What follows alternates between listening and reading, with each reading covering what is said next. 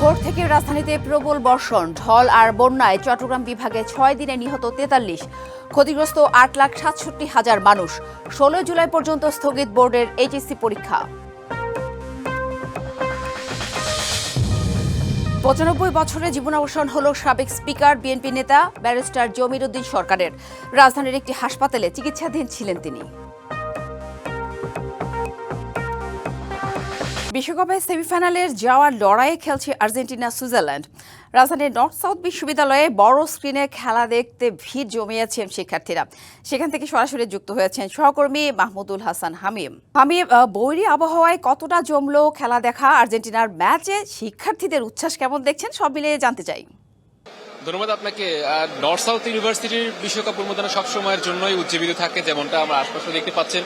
বৈরী আবহাওয়ার জন্য যদিও এখানকার শিক্ষার্থী যতটুকু হওয়ার কথা ছিল তার থেকে একটু কম যদিও মনে হচ্ছে, তবে যদি আবহাওয়া যদি ঠিক থাকতো তাহলে হয়তো এই জায়গাটাতে অনেক ফুটবল প্রেমী ভিড় আমরা দেখতে পেতাম এবং তাদের উচ্ছ্বাস আমরা বেশি দেখতে পেতাম। আমরা এখন পর্যন্ত দেখতে পাচ্ছি যে আর্জেন্টিনা 1, সুইজারল্যান্ড 1।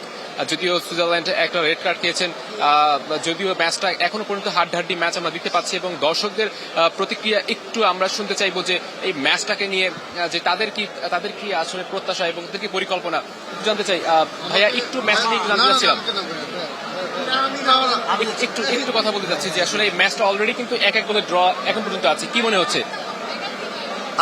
মনে হচ্ছে যে খেলাটা টাইব্রেকার পর্যন্ত যেতে পারে, যেহেতু আর্জেন্টিনা সেকেন্ড হাফ অতটা ভালো খেলতে পারে নাই। তো দেখা যাক, আমার এইটুকু বিশ্বাস আছে যে আর্জেন্টিনা এই এক্সট্রা টাইমের মধ্যে একটা গোল দিয়ে এই ম্যাচটা জিতে যাবে। কিন্তু তারপরও যেহেতু আর্জেন্টিনা সেকেন্ড হাফে অতটা ভালো খেলতেছে না, আর ওরা যেহেতু 10 ম্যান ডিফেন্স করতেছে, মানে সবাই নেমে ডিফেন্স করতেছে, সো আমার মনে হয় না যে মানে এটা টাই ব্রেকারে ওরাই নিতে যাবে আর কি। একটু এই দিকটাতে আসতে চাই যে আসলে কি মনে হচ্ছে যে আসলে এখন পর্যন্ত কিন্তু বলা যাচ্ছে না যে ট্রাই ব্রেকার পর্যন্ত যদি চলে যায় সেক্ষেত্রে কি মনে হয় কি হতে পারে? আর্জেন্টিনাকে আসলে সেটা ধরে রাখতে পারবে কিনা? টু বি অনেস্ট আমার মনে হয় না টাই ব্রেকারে যাবে। সেকেন্ড এক্সট্রা টাইমের মধ্যে আমার মনে হচ্ছে একটা গোল চলে আসবে, এন্ড যদি যেও থাকে we have Emi Martinez, we have full trust on him. ইনশাআল্লাহ আমরাই জিতবো।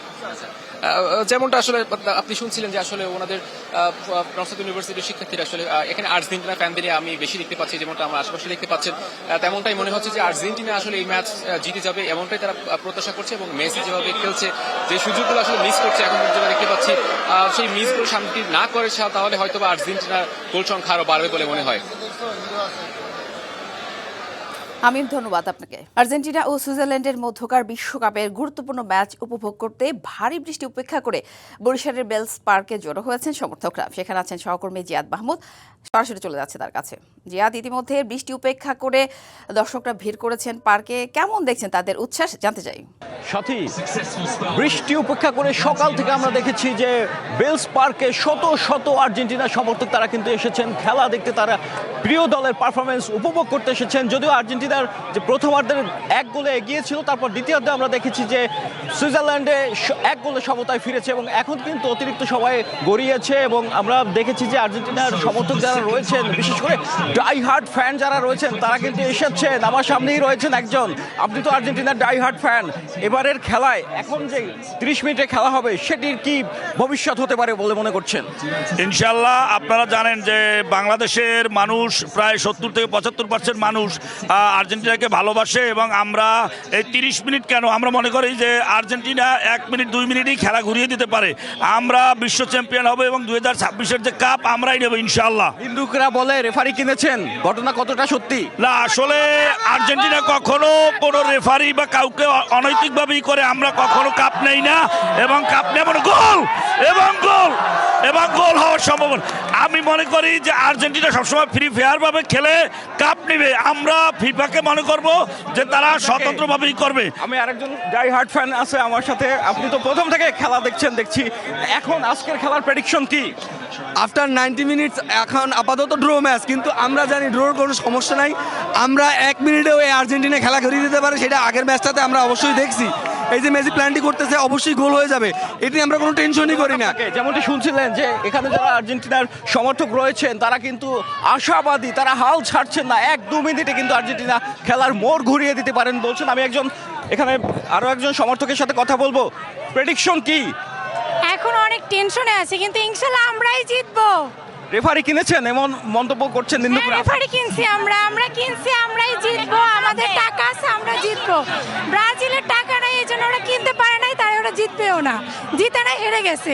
আর ইনশাল্লাহ আমরাই জিতবো আজকে। ধন্যবাদ আপনাকে। যেমনটি শুনছিলেন যে এখানেও আমরা দেখছি যে টান টান উত্তেজনায় যে খেলা চলছে, সেই উত্তেজনা কিন্তু বিশ্বকাপ মাঠ থেকে ছড়িয়ে পড়েছে বাংলাদেশ এবং সারা দেশের মতো বরিশাল নগরের যে বেলস পার্ক, এখানেও কিন্তু তুমুল উত্তেজনা চলছে। সবাই অধীর অপেক্ষায় রয়েছেন যে মেসির পা থেকে একটি গোল আসবে এবং সেই গোলের মধ্য দিয়ে সুইজারল্যান্ড এবং আর্জেন্টিনার মধ্যকার আজকের খেলায় আর্জেন্টিনা জয়লাভ করবে এবং পরবর্তী ম্যাচগুলোতেও জয়লাভ করে তারা বিশ্বকাপ মানে মেসি, লিওনেল স্কালোনির যে টিম, সেই টিমের হাতে এবারে বিশ্বকাপ উঠবে, এমনটা কিন্তু এখানকার যারা সমর্থক রয়েছেন আর্জেন্টিনা তাদের প্রত্যাশা। এবং আমরা দেখেছি যে বৈরিতা রয়েছে, বৈরিতার কারণে আগে যে এখানে যে আমরা দেখেছি দর্শকের উপস্থিতি, সমর্থকদের উপস্থিতি সে তুলনায় না থাকলেও একেবারেই কম নেই এইবার। এখন আমরা দেখছি যে একটি গোল হওয়ার সম্ভাবনা ছিল কিন্তু গোল হলো না, এরকম কিন্তু কয়েকটি সম্ভাবনা ইতিমধ্যেই তৈরি হয়েছিল কিন্তু সেখান থেকেও গোল আসলে। যাই হোক, আর্জেন্টিনার যারা সমর্থক রয়েছে তারা এটাই প্রত্যাশা করছেন যে এই যে বাকি সময়টুকু রয়েছে খেলার, সেই সময়টুকুতে আর্জেন্টিনা হয়তো একটি বা দুটি গোল করে জয় ছিনিয়ে আনতে পারে। এতটুকু ছিল বরিশালের বেলস পার্ক থেকে আমার কাছে সাথী। ধন্যবাদ জিয়াদ। সকাল থেকে ভারী বৃষ্টিতে তলিয়ে গেছে রাজধানীর অনেক সড়ক। কয়েকদিনের অবিরাম ও রেকর্ড ভাঙা বৃষ্টিপাত আর সেই সাথে উজান থেকে নেমে আসা পাহাড়ি ঢলে বিপর্যস্ত দেশের 7টি জেলা। প্লাবিত হয়েছে মাইলের পর মাইল এলাকা। টানা বৃষ্টি, বন্যা আর পাহাড় ধসে চট্টগ্রাম বিভাগের 5 জেলায় 6 দিনে 43 জনের মৃত্যু হয়েছে। ক্ষতিগ্রস্ত হয়েছেন 8,67,000 বাসিন্দা। এছাড়া 142 কিলোমিটার সড়কও ক্ষতিগ্রস্ত হয়েছে। পাহাড় ধস ও ঢলের পানিতে ভেসে গিয়ে শুধু কক্সবাজারে প্রাণ গেছে 28 জনের। এদিকে চট্টগ্রামের বন্যা পরিস্থিতি আরও অবনতি হয়েছে। সাতকানিয়া ও বাঁশখালীর বিস্তীর্ণ এলাকা এখনও পানির নিচে। পানিবন্দী অবস্থায় চরম দুর্ভোগের দিন কাটাচ্ছেন লাখো মানুষ। রাঙামাটির বিলাইছড়ি উপজেলার ফারোয়া ইউনিয়নে নতুন করে প্লাবিত হয়ে প্রায় 11,000 মানুষ পানিবন্দী রয়েছে। এদিকে শনিবার রাতে রাঙামাটির বিভিন্ন আশ্রয় কেন্দ্র পরিদর্শন করেছেন দুর্যোগ ব্যবস্থাপনা ও ত্রাণ মন্ত্রণালয়ের প্রতিমন্ত্রী এম ইকবাল হোসাইন। এই সময় দুর্যোগ শেষে ক্ষতিগ্রস্তদের পুনর্বাসনের প্রতিশ্রুতি দেন তিনি। আমরা খবর নিলাম, ত্রাণ সামগ্রী সব আছে এবং আমি যেটা বলতে পারি যে যদি আরও লাগে আরও ত্রাণ সামগ্রী আমরা মানে সরকার থেকে দিতে পারব। তাদেরকে রিহ্যাবিলিটেট করার জন্য, পুনর্বাসন করার জন্য আমরা চেষ্টা করব। গরু ছাগল দিতে হলে দিব, ঘরবাড়ি বানানোর জন্য মানে টিন এগুলি দিব। শেরপুরের বন্যা পরিস্থিতি স্থিতিশীল রয়েছে, তবে বিভিন্ন স্থানে পানি কমে যাওয়ায় ভেসে উঠছে ক্ষয়ক্ষতির চিহ্ন। এ নিয়ে আরও খবর জানাতে শেরপুর থেকে সরাসরি যুক্ত হয়েছেন সহকর্মী SM জুবায়ের। প্লাবিত হওয়ার সাথে সাথে আসলে জনজীবনের সার্বিক চিত্রই আসলে প্রভাবিত হয়। তো এই মুহূর্তে কোনো সংকট আছে কিনা, যারা জলমগ্ন আছেন তাদের অবস্থা কি, এছাড়া বন্যা পরিস্থিতির সার্বিক তথ্য জানাবেন। সাথে গত বৃহস্পতিবার থেকে যে শেরপুরে আকস্মিক বন্যার পরিস্থিতি সৃষ্টি হয়েছে সেটি আসলে ওঠানামা করছে। কারণ হচ্ছে বিভিন্ন সময়ে যখন উজানে ভারী বৃষ্টিপাত হচ্ছে তখনই হু হু করে বেড়ে উঠছে পাহাড়ি যে নদ নদীগুলো রয়েছে, ভোগাই, সোমেশ্বরী, মহারশী, মালিঝি সহ বেশ কয়েকটি নদী যেগুলো আসলে ভারত থেকে নেমে এসেছে, সেই নদীগুলোর পানি খুব দ্রুত বেড়ে যায় এবং বেশ কয়েকটি নদী অনেক সময় বিপদসীমাও অতিক্রম করছে। কিন্তু আবার দেখা যাচ্ছে পরক্ষণে যখন বৃষ্টি হচ্ছে না তখন অনেকটা কমে আসছে। তো এখন পর্যন্ত যেসব স্থানে মহারশী এবং ভোগাই নদীর এবং চেল্লাখালী নদীর বাঁধ ভেঙে যেসব এলাকাতে পানি প্রবেশ করেছিল সেসব এলাকা থেকে অনেকটা পানি কমে গিয়েছে। যেহেতু পানির যে পাহাড়ি ঢলের যে স্রোত, সেই স্রোতে বিভিন্ন জায়গাতে আসলে কাঁচা পাকা সড়ক ক্ষতিগ্রস্ত হয়েছে। শেরপুর নালিতাবাড়ি আঞ্চলিক যে সড়ক রয়েছে সেই সড়কে একটি স্থানে গোল্লারপাড় স্থানে কিন্তু আসলে 100 মিটারের মতো পাকা বাঁধ সহ সড়কের অর্ধেক নদীগর্ভে বিলীন হয়েছে। গতকাল জেলা প্রশাসক সহ পানি উন্নয়ন বোর্ড, এলজিডি সবাই কর্মকর্তারা সেখানটি পরিদর্শন করেছেন এবং এছাড়া ঝিনাইগাতির কাংসা এবং ধানসাইল ইউনিয়নের বেশ কিছু জায়গায় রাস্তায় ক্ষতিগ্রস্ত হয়েছে। হাতিবান্ধা ইউনিয়নেও আমরা দেখেছি যে একটি গ্রামীণ সড়ক আসলে ধসে গিয়েছে পানির তোড়ে। এখন পর্যন্ত আসলে যে 20টি গ্রামে পানি প্রবেশ করেছিল সেখান থেকে পানি কিছুটা কমেছে, তবে এখনো শঙ্কা রয়েছে যে যদি আবারও ভারী বর্ষণ হয় তাহলে হয়তো নতুন করে আরো কিছু এলাকাতে প্লাবিত হতে পারে। সবচেয়ে বড় সমস্যায় রয়েছে আসলে কৃষকরা দুশ্চিন্তায় রয়েছে যে তারা যে আমনের বীজতলা করেছিল সেটি আসলে গত কয়েক মাসে কয়েকবার নষ্ট হয়েছে, ফলে তারা আসলে এবার আমনের আসলে চারা রোপণ করতে পারবেন কিনা সেটি নিয়ে তারা শঙ্কায় রয়েছে। এছাড়া গবাদি পশুর খাদ্য নিয়েও একটু কিছুটা সংকট রয়েছে।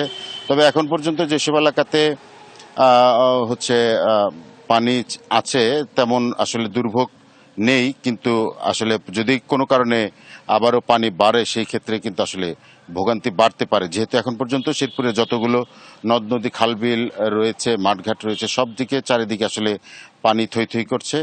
পরবর্তীতে পানি আসলে এই পানিগুলো আসলে নদী উপচে লোকালয়ে প্রবেশ করতে পারে বলে মনে করছে সবাই। তো সাথে এখন পর্যন্ত আসলে আজকে আবহাওয়া গুমট রয়েছে, সকাল থেকেই বেশ মেঘলা, কিন্তু এখনো বৃষ্টি হয়নি। যদি বৃষ্টি হয় তাহলে আসলে বন্যা পরিস্থিতি অবনতি হওয়ার শঙ্কা রয়েছে। সাথে শেরপুর থেকে আমার কাছে আপাতত এই ছিল সবশেষ। জি জি, নিশ্চয়ই। শেরপুর থেকে আমাদের সহকর্মী জানাচ্ছিলেন জুবায়ের আহমেদ। তো আমরা এবার রাঙামাটির খবর জানবো সহকর্মী সৈকত রঞ্জন চৌধুরীর কাছ থেকে। সৈকত, অতিবৃষ্টির কারণে রাঙামাটির বিলাইছড়ির বিভিন্ন উপজেলার আসলে হাজার হাজার মানুষ পানিবন্দী রয়েছে, জানাবেন তারা কিভাবে মোকাবেলা করছে। এছাড়াও বিভিন্ন সড়ক যোগাযোগও তো ব্যাহত হচ্ছে, সব মিলে জানাবেন সেখানকার চিত্র। সাথে অতি ভারী বৃষ্টির কারণে রাঙামাটিতে বিভিন্ন জায়গায় পাহাড় ধসের মতো ঘটনা ঘটেছে। এই পর্যন্ত জেলা প্রশাসনের তথ্য মতে 125টি পাহাড় ধসের ঘটনা ঘটেছে, যার ফলশ্রুতিতে কিছু জায়গায় যান চলাচল বিঘ্নিত হয়েছে এবং যদিও বা সেটি সড়ক ও জনপথ বিভাগ সেটি দ্রুততম সময়ে মাটি অপসারণ করে সেই সড়ক যোগাযোগ ব্যবস্থা স্বাভাবিক করেছে। আরেকটি বিষয় হচ্ছে যে গতকালকেও যেখানে 77 মিলিমিটার বৃষ্টিপাত রেকর্ড হয়েছে, আজ সেটি হচ্ছে 22 মিলিমিটার। বৃষ্টির যে পরিমাণ সেটি কমে আসছে ধীরে ধীরে। সেই ফলশ্রুতিতে আমরা জানি বাগাইছড়ি জুরা সেটি উন্নতি হতে শুরু করেছে। তবে এর বিপরীত চিত্রটিও আছে। বিলাইছড়ির ফারোয়া ইউনিয়নের বেশ কয়েকটি গ্রাম, বিশেষ করে সেটি 11টি গ্রাম পানির নিচে আকস্মিক বন্যায় তলিয়ে গেছে। যেটি বলা হচ্ছে যে উজানের যে ঢল, সেই ঢলেই মূলত সেই এলাকাগুলো প্লাবিত হয়েছে। সেখানে বিভিন্ন স্কুল, মন্দির থেকে শুরু করে ঘর বাড়ি সবগুলো পানির নিচে তলিয়ে আছে। যেহেতু এলাকাটি অনেক বেশি দুর্গম, সেহেতু উপজেলা প্রশাসন গতকাল রাত থেকেই চেষ্টা করছে সেখানে ত্রাণ পৌঁছানোর জন্য। যেহেতু নদীতে স্রোত বেশি, সেজন্য তাদের বোটটি আবার ফেরত আসতে হয়। তা আজকে সকালবেলা তারা আবার রওনা দিয়েছে, চেষ্টা করছে যে 11টার মধ্যে, হয়তো বেলা 11টার মধ্যে সেখানে ফারোয়ার যে দুর্গত যে মানুষজন আছে তাদের জন্য ত্রাণ নিয়ে তারা পৌঁছাতে পারবে। যেহেতু তাদেরকে সেখানে ত্রাণ নিয়ে যেতে যেহেতু স্রোত আছে, সেজন্য তাদেরকে প্রচন্ড ব্যাগ পেতে হচ্ছে এবং গতকালকে একাধিকবার চেষ্টা করার পরে উপজেলা প্রশাসন সেখানে ত্রাণ নিয়ে পৌঁছাতে পারেনি। তবে আমরা যতটুকু তাদের সাথে কথা বলে জেনেছি যে সেখানকার মানুষজন এখনো আসলে অনেক কষ্টে আছে, যেহেতু তাদের জন্য যে ভূমির যে জায়গাটি সেই জায়গাটুকুও নেই, শুকনো জায়গা একেবারে নেই বললেই চলে। এবং তাদের ত্রাণ নিয়ে এবং একই সাথে যে 204টি যে আশ্রয় কেন্দ্র খোলা হয়েছে, সেখানে এখনো পর্যন্ত 3000-এর অধিক আশ্রয় প্রত্যাশী মানুষরা রয়েছে। দুর্যোগ এবং ত্রাণ মন্ত্রণালয়ের প্রতিমন্ত্রীও গতকালকে এসে এখানকার যে আশ্রয় কেন্দ্রগুলো পরিদর্শন করে গেছেন। দ্রুততম সময়ে যেসব জায়গায় ত্রাণ পৌঁছায়নি সেসব জায়গায় ত্রাণ পৌঁছানোর চেষ্টা করছে জেলা প্রশাসন। তাতেই ধন্যবাদ সৈকত। সাবেক স্পিকার বিএনপির স্থায়ী কমিটির সদস্য ব্যারিস্টার জমির উদ্দিন সরকার মারা গেছেন। 95 বছর বয়সে রাজধানীর একটি হাসপাতালে শেষ নিঃশ্বাস ত্যাগ করেন তিনি। তথ্যটি নিশ্চিত করেছে বিএনপি নেতা ব্যারিস্টার নাসির উদ্দিন অসীম। অসুস্থতার কারণে রাজধানীর শ্যামলের একটি হাসপাতালে তিনি চিকিৎসাধীন ছিলেন। ব্যারিস্টার জমির উদ্দিন সরকার একই সাথে বাংলাদেশের একজন প্রখ্যাত আইনজীবী ও রাজনীতিবিদও ছিলেন। 2001 থেকে 2009 সাল পর্যন্ত 8ম জাতীয় সংসদের স্পিকার হিসেবে দায়িত্ব পালন করেন। তিনি বাংলাদেশ জাতীয়তাবাদী দল বিএনপির প্রতিষ্ঠা লগ্নের অন্যতম নেতা। এছাড়াও 2 বার বাংলাদেশের অস্থায়ী রাষ্ট্রপতি হিসেবেও দায়িত্ব পালন করেন তিনি। আগামীকাল বরিশাল সফরে যাচ্ছেন প্রধানমন্ত্রী তারেক রহমান। সরকার প্রধান হিসেবে দায়িত্ব গ্রহণের পর বিভাগে এটিই তার প্রথম আনুষ্ঠানিক সফর।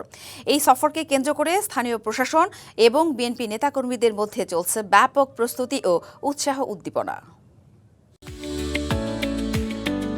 নির্বাচনের আগে ছিল নির্বাচনী জনসভা, উন্নয়নের প্রতিশ্রুতি।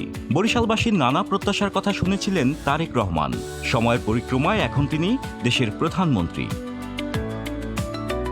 নির্বাচনের আগে যে শহর স্বাগত জানিয়েছিল একজন রাজনৈতিক নেতা হিসেবে, সেই বরিশাল এবার অপেক্ষায় প্রধানমন্ত্রীকে বরণ করে নেয়ার।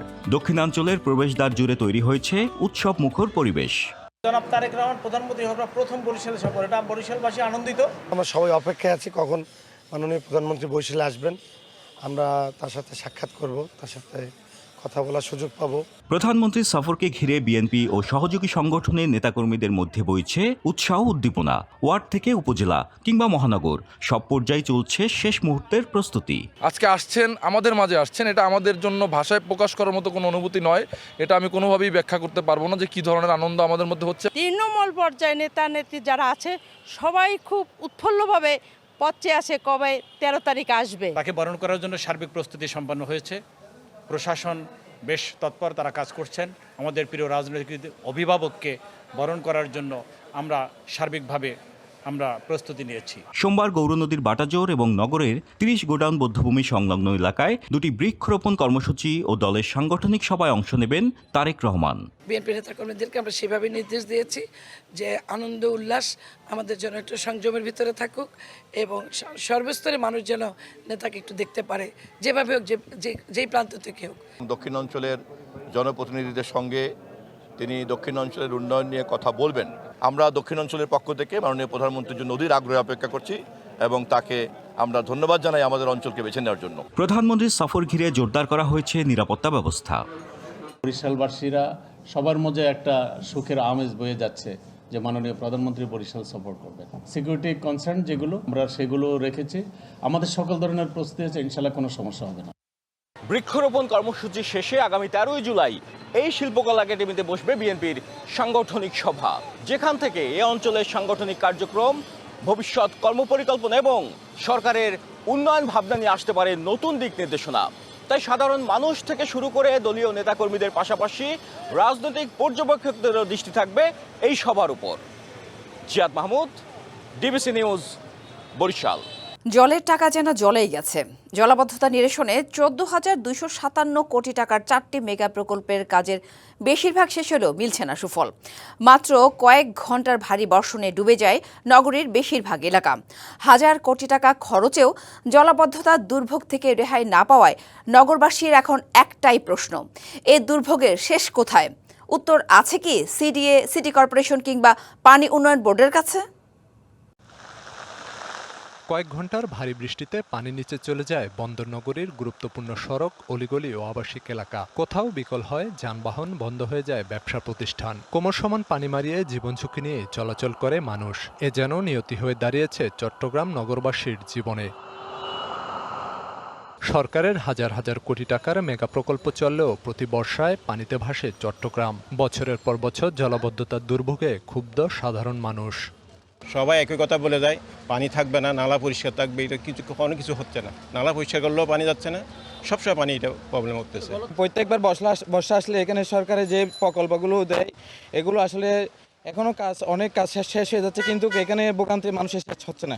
জলাবদ্ধতা নিরসনে সিডিএর দুটি প্রকল্পের অগ্রগতি 98 ও 86%। এছাড়া সিটি কর্পোরেশনের খাল খনন প্রকল্পের 97% এবং পানি উন্নয়ন বোর্ডের প্রকল্পের 96% কাজ শেষ হয়েছে। এই তিন সেবা সংস্থার মোট প্রকল্পের ব্যয় 14,257 কোটি টাকা। 98% কাজের আপনি ইয়েটা দেখান, উন্নতিটা দেখান। 98 কাজ যদি আপনার ড্রেনে 98% কাজ শেষ হলে আমাদের পানি টাকার কথা না। ওই 98%, 8% তো এখন দেখতেছি না, 98 বাদ দেন। বিগত সরকারের আমলে বলছি, যারা গুরুত্বপূর্ণ দায়িত্ব তারা এই কথা বলছে এবং তাদের আসলে কথার কোনো শেষ নাই। তারা আসলে কি বলতে যাচ্ছে তারা নিজেও জানে না। জলাবদ্ধতা নিরসন না হওয়ার পেছনে সক্ষমতাহীন সিডিএকে প্রকল্প দেয়ায় বিগত সরকারকেই দুষলেন মেয়র। আর সিডিএ চেয়ারম্যান বলছেন জলাবদ্ধতা নিরসনে কাজ করতে হবে ঐক্যবদ্ধভাবে।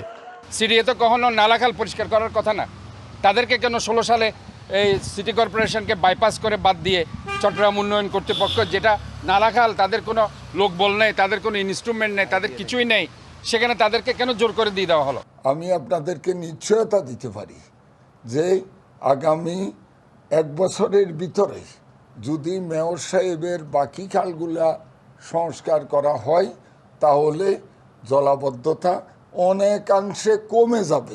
এদিকে টানা ভারী বর্ষণ ও পাহাড়ি ঢলে জেলার সাতকানিয়া, বাঁশখালী সহ বিভিন্ন নিম্নাঞ্চল প্লাবিত হয়েছে। তলিয়ে গেছে রাঙামাটি হাটহাজারী সড়কের বিভিন্ন অংশ। একই সাথে প্লাবিত হয়েছে মিরসরাইয়ের বিস্তীর্ণ এলাকা। DBC news desk. 7 দিনের টানা ভারী বর্ষণ ও উজানের ঢলে কক্সবাজারে বন্যা পরিস্থিতির কিছুটা উন্নতি হলেও এখনও পানিবন্দী লাখো মানুষ। দুর্গতদের ঘরে নেই খাবার, জ্বলছে না উনুন। ঘরে ঘরে বেঁচে থাকার লড়াই। তলিয়ে গেছে বিস্তীর্ণ ফসলের মাঠ ও মৎস্যক্ষের। পাহাড় ধস ও ঢলের পানিতে ভেসে গিয়ে প্রাণ গেছে 28 জনের। সর্বোচ্চ সহযোগিতা নিয়ে দুর্গতদের পাশে থাকার কথা জানিয়েছে প্রশাসন। চকরিয়ার কাকারা ইউনিয়নের পূর্বপাড়ার বাসিন্দা মোহাম্মদ হুসাইন। বন্যায় বুক সমান পানিতে ডুবে গেছে তার ঘর। স্ত্রী সন্তান নিয়ে না খেয়ে চলছে বেঁচে থাকার লড়াই। আমাদের অবস্থা খুব খারাপ, চুলায় এখনো পানি, আগুন দিতে পারছি না, সবাই অনাহারে ওখানে বসে আছি।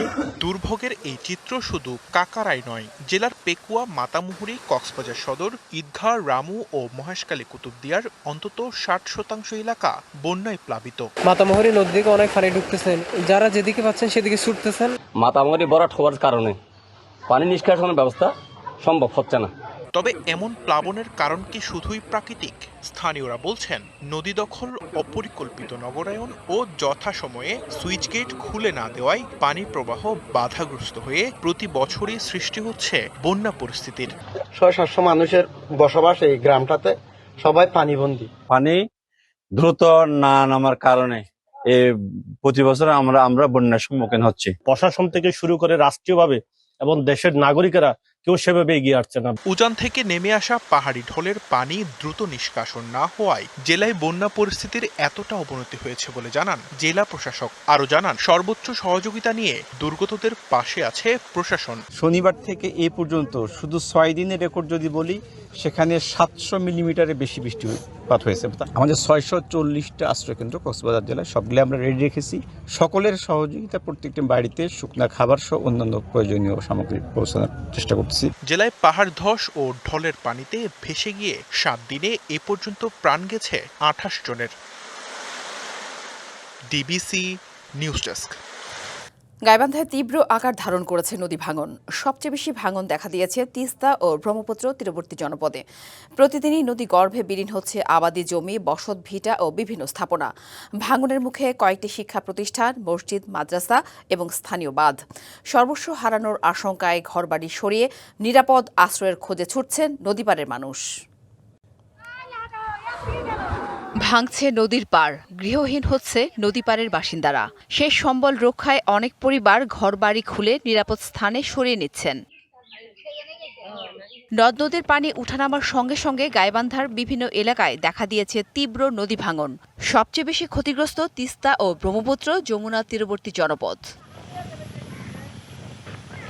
তিস্তার ভাঙনে সুন্দরগঞ্জ উপজেলার কাপাসিয়া, চণ্ডীপুর ও শ্রীপুর ইউনিয়নের বিভিন্ন এলাকায় শত শত বিঘা আবাদি জমি ও অসংখ্য বসতভিটা নদীগর্ভে বিলীন হয়েছে। ভাঙনের মুখে কয়েকটি শিক্ষা প্রতিষ্ঠান, মসজিদ, মাদ্রাসা এবং স্থানীয় বাঁধ। বন্যা এলে কত সমস্যা, গরু ছাগল নিয়ে অসুবিধে, খাওয়া দাওয়ার অসুবিধে। ভয় তো থাকে, রাত ঘুম হয় না, কখন তল ফাঁকে ভাঙ্গিয়ে শোকসু দিয়ে তলি যায়। খালি বালু দিয়ে বস্তা দিয়ে বাঁধিলে হবে না, বুলটার দিয়ে অঙ্গের বাঁধি দিয়ে অনেক। টানা বৃষ্টি ও নদীর পানি বাড়ায় পাট, তিল, বিভিন্ন ধরনের শাকসবজি সহ প্রায় 119 হেক্টর জমির ফসল ক্ষতিগ্রস্ত হয়েছে। এতে কৃষক পড়েছেন চরম অনিশ্চয়তায়।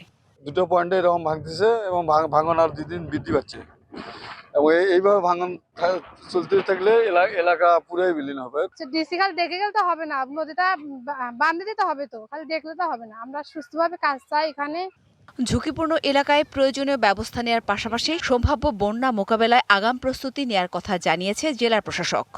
বন্যার আশঙ্কা থেকেই আমরা আমাদের পূর্ব প্রস্তুতি গ্রহণ করে রেখেছি এবং সরকারের বরাদ্দগুলো রয়েছে এবং শুকনো খাবার থেকে ধরে আমাদের যে ত্রাণ এবং অন্যান্য যে কার্যক্রম, এগুলো আমরা নিবিড়ভাবে পর্যবেক্ষণ করছি।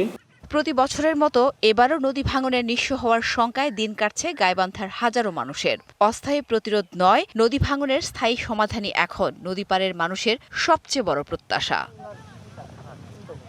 DBC news desk. রূপের নদী খ্যাত জাদুকাটা এখন আতঙ্কের আরেক নাম কালা বাহিনী। ড্রেজার দিয়ে তীরের বালু উত্তোলন করায় নদী গর্ভে বিলীন হচ্ছে উর্বর জমি, বসতভিটা। বাহিনী দৌড়াতে গ্রাম জুড়ে থমথমে পরিবেশ, বাধ্য হয়ে ভিটামাটি ফেলে এলাকা ছেড়ে অনেকে যাচ্ছেন অন্যত্র। ভুক্তভোগীদের দাবি, এ বিষয়ে মুখ খুললে নির্যাতন আর মামলার মুখোমুখি হতে হয়। প্রাকৃতিক সৌন্দর্যের জন্য পরিচিত জাদুকাটা নদী। প্রায় ৩ দশক আগে ভূমিহীনদের পুনর্বাসনে জাদুকাটা নদীর তীরে গড়ে তোলা হয়েছিল ঘাগটিয়া আদর্শ গ্রাম। নদী তীরের উর্বর জমিই ছিল গ্রামবাসীর জীবিকার প্রধান অবলম্বন, কিন্তু সময়ের সঙ্গে সেই চিত্র প্রায় অতীত। এই নদী ঘিরেই এখন আতঙ্ক আর অনিশ্চয়তায় দিন কাটছে শত শত মানুষের।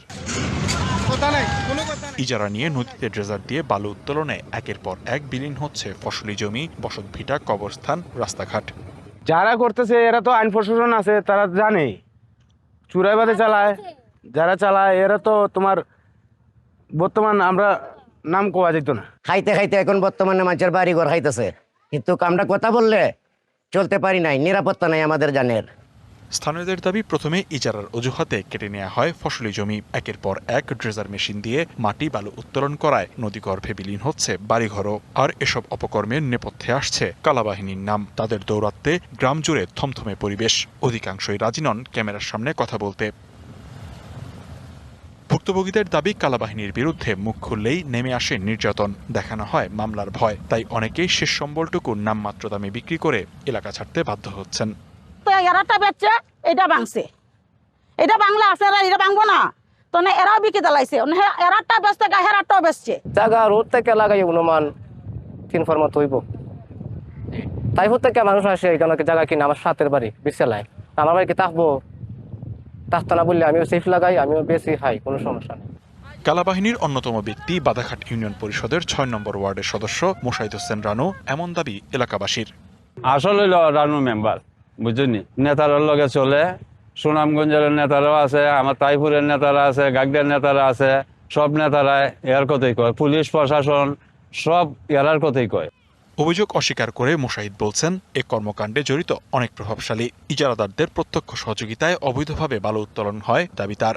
ধরুন প্রভাবশালীর মাঝে আমি একজন, আমার মতো প্রভাবশালী যারা আরো অনেক আছে। আর এখন যদি আপনি এখানে বাধা দেন, যারা ইজারাদার আছে খুব বাধা দেন কেন?